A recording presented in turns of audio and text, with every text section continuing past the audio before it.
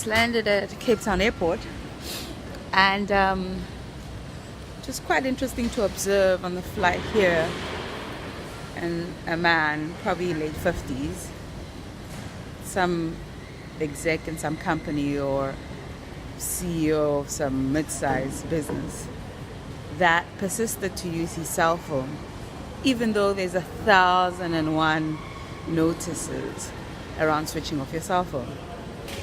I couldn't help but wonder in my head, what's his logic? Like, switch the thing off, whether you believe there's a risk or not.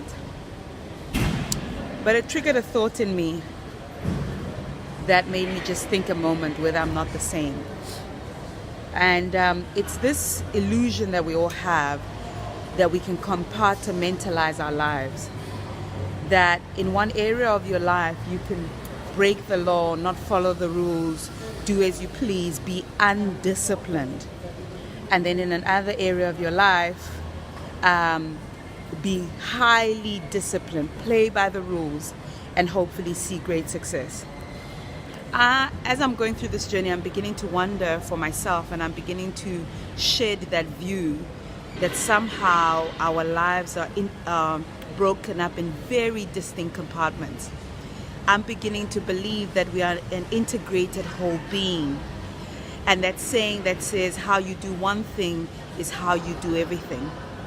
So there is no way in the long run that I can be negligent around my health and habits and practices when it comes to my health, and think for some reason when it comes to business I'm going to be exceptionally successful.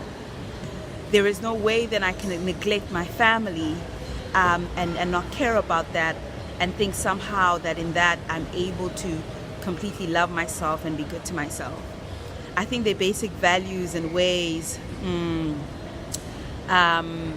around us being a whole, integrated, better man, versus having a goal that says I want to be a better businessman, disregarding your health, your relationships, how you are in the community. I'm beginning to think it doesn't work like that. So, and I'm reading a book called Habits. Beautiful, beautiful book. I'll post the cover of it to those of you that are wanting to introduce good success practices in your life. You want to consider it. And they've done studies that showed how children that make up their bed in the morning have a greater success rate when it comes to their academics. Again, proving the point that we are integrated human beings. So dear entrepreneur, just a small challenge out there, and it's a challenge I give to myself. Perhaps we need to be striving to be better men and women. And in that, we recognize a component of that is being exceptional entrepreneurs and businessmen, but not neglecting being good human beings, not neglecting being great mothers, great fathers, not neglecting being healthy individuals, heart, mind, and soul, not neglecting being contributors of society, law-abiding citizens. Anyway, if you think about it, what does it hurt for you to be an all-rounded good person? What does it hurt for you to switch off your cell phone in the plane?